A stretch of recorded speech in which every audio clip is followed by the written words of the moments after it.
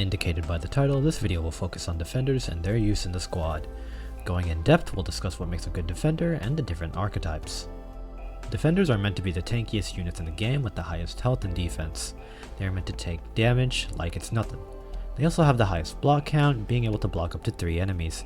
This makes them perfect critical points for you to place down ranged operators for extra DPS. Over time, the defender class has expanded from just tanking and healing to more DPS and survival-oriented operators.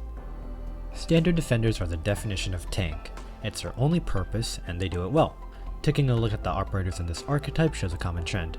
More survivability, usually with a hefty boost to their defense.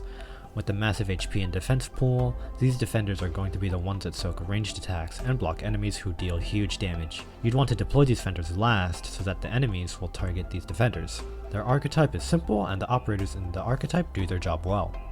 Healing defenders are able to heal themselves and other operators, as the name implies. When is a situation you would use a healer defender over medics, you ask? Some stages have conditions where medics are banned, and so you would need to rely on a healer defender as your only source of sustainability. There are also some spots in maps where medics can't reach to heal your other operators, and healer defenders would be great positioned there.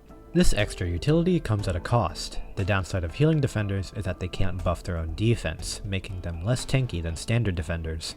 This is shown in the stats and skills of healing defenders. Standard defenders will also have more HP compared to healing defenders. These downsides, however, only mean that healing defenders should not be taking the front of the heaviest attacks. They are still great operators to use for their utility.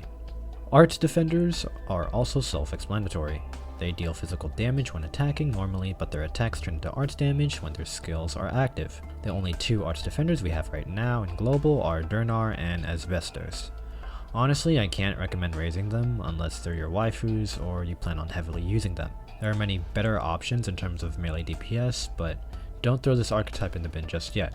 Who knows? There may be a future arts defender operator that can bring a good reputation to this archetype. Defenders are meant to be the face tanks of the game. Here are some defenders that I'd recommend, but are not necessary for your squad. Hoshiguma is the Chad of all defenders. As a standard defender, she is, debatably, the best in her archetype. Her talent increases defense of all defenders, as well as giving her a chance at reducing damage she takes to 0. She boasts one of the highest HP and defense pools in the game.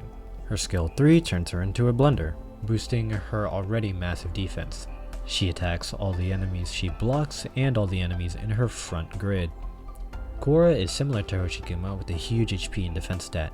She lacks the offensive capabilities that Hoshi has and is centered around pure defense.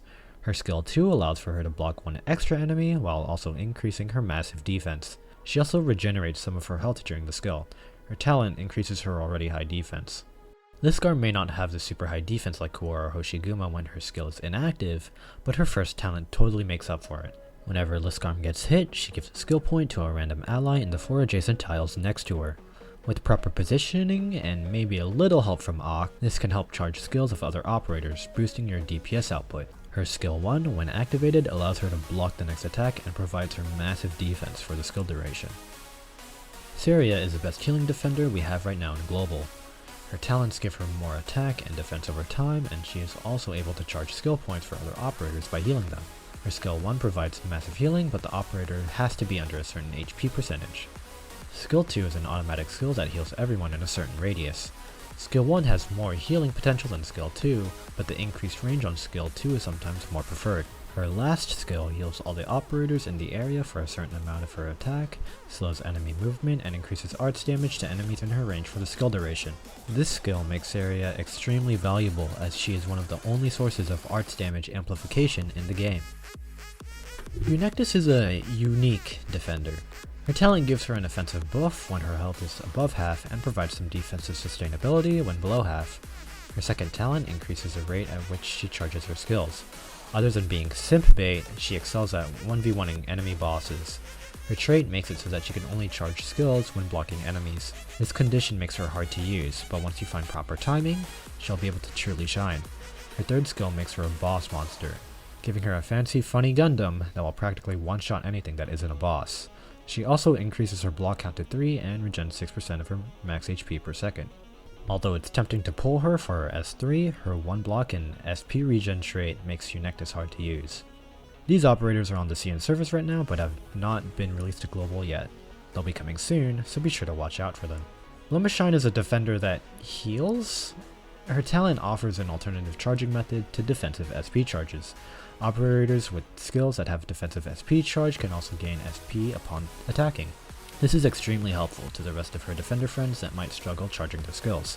Her other talent allows her to attack enemies inflicted with the sleep status effect and increases her damage against them. Her skill 2 puts enemies standing on the same tile as her to sleep and heals nearby allies per second. Her skill 3 increases her attack and defense heavily.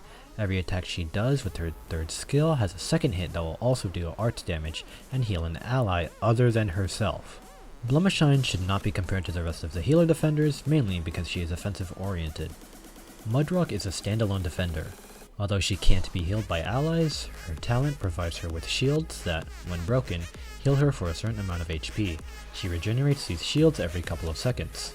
Her second talent reduces damage from Sarkaz enemies for only herself. Mudrock's second skill turns her into a Beyblade, attacking all the enemies around her in an AoE. The skill can also have a chance to stun enemies. Her third skill makes her invulnerable for 10 seconds. During these 10 seconds, she can't attack, but she will slow down enemies in a certain range. After the 10 seconds are over, she goes hammer time on the enemies in her range, gaining massive attack and defense boost and attacking enemies equal to her block count. Although the role of defenders was to tank with some healing utility, Hypergriff has expanded on their versatility, broadening the class as a whole. This concludes the class introduction on defenders, the 5th video in the 14-part series for Arknights. If you enjoyed the video, please like and subscribe. Please. Please.